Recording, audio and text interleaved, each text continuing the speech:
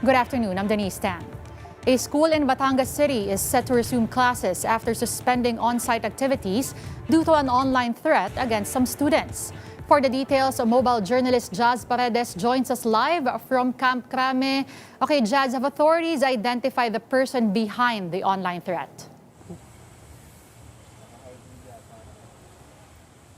Denise, nagsuspindi nga ng klase ang isang paaralan sa Batangas City matapos makatanggap ng pagbabanta mula sa hindi pa kilalang individual. Ngunit hanggang sa ngayon, Denise, patuloy pa rin ang investigasyon at hindi pa natutukoy at natatrack ang unidentified individual na ito. Ayon sa kapulisan, ito ay tinututukan at iniimbestigahan na ng Anti-Cybercrime Group upang matukoy kung sino ang individual na ito na nagmensahe nga sa Facebook page ng nasabing paaralan. Denise? Okay, Jazz, kasama ba sa investigasyon yung siguro pakikipag-coordinate din nila dun sa social media platforms to have a better idea or maybe gain more information about the identity of this individual?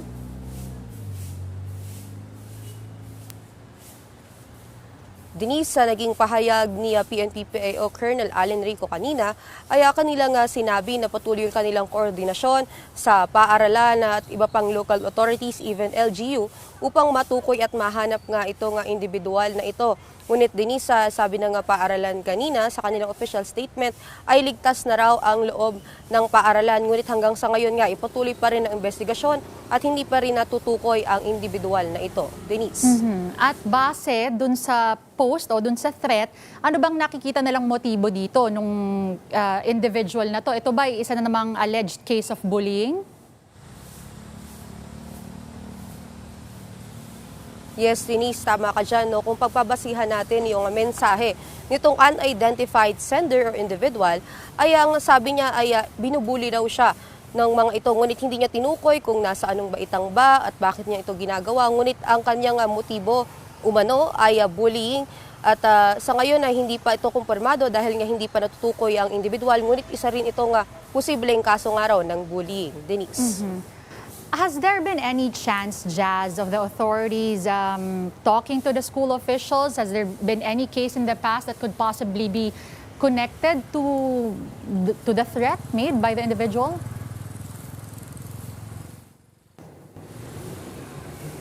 Denise, sa ngayon ay wala pa tayong natatanggap na impormasyon kaugnay niyan kung meron bang mga dating insidente na maaring maiugnay dyan o meron ba tayong tinitignan ng estudyante na posibleng nakaranas ng bullying. Ngunit yan ay isa sa mga impormasyon na nais nating malaman at binabantayan natin sa oras na lumabas ang kanilang final investigation. Denise? At kailan ulit, Jazz, klaruhin lang natin, kailan ulit nakaschedule na mag-resume ang classes and what security measures would be in place to strengthen the security and the safety,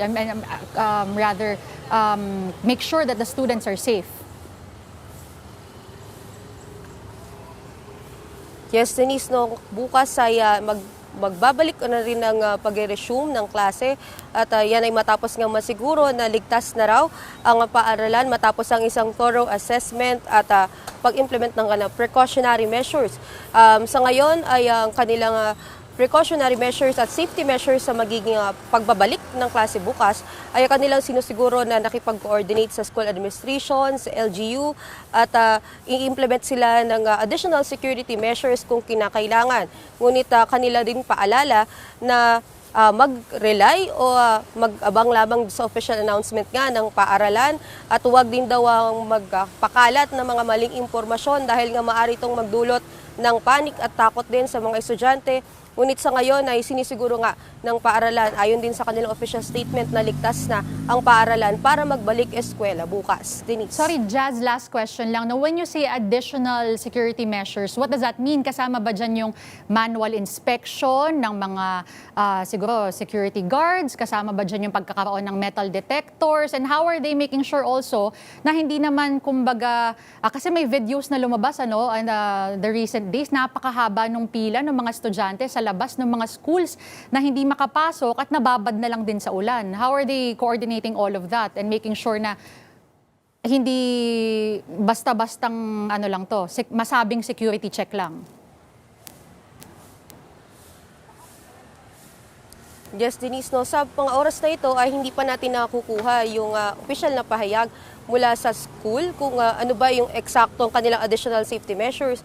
But kung pagbabasihan natin din yung kasalukuyang safety measures din na implement ng kapulisan, ay ayon sa kanila ay may koordinasyon na sa local government units, sa school administration, at hindi pa lang natin ma-specify kung magkakaroon ba ng metal detection, pag-check ng mga bags. Ngunit sa jurisdiction ng pulisya ay hindi sila pwedeng magkapkap o mag-inspect ng mga bag. Ngunit dahil nga nakapaloob ito sa pamunuan ng paaralan kung paano yung kanilang magiging safety and security measures. Ngunit ayon din kay PNP PIO Colonel Allen Rico kanina, hindi lamang particular sa Batangas, no? Ngunit kanilang pinaiigting din ang kanilang visibility at yung sinasabi nilang pagpapalapit ng kapulisan sa publiko sa pamamagitan ng kanilang visibility sa mga flag raising ceremonies kada Lunes para daw sa pamamagitan nito ay magkaroon ng sense of safety and security ang mga estudyante at pati rin ng mga staff ng paaralan at syempre paitigin nga rin nila yung kanilang safety measures with the coordination of the LGU pati na rin yung mga barangay para makapag-patrol at makapag-deploy din ng mga kinakailangan na personnel para sa additional safety measures. Denise. All right, thank you for that report. Again, that was mobile journalist Jazz Paredes.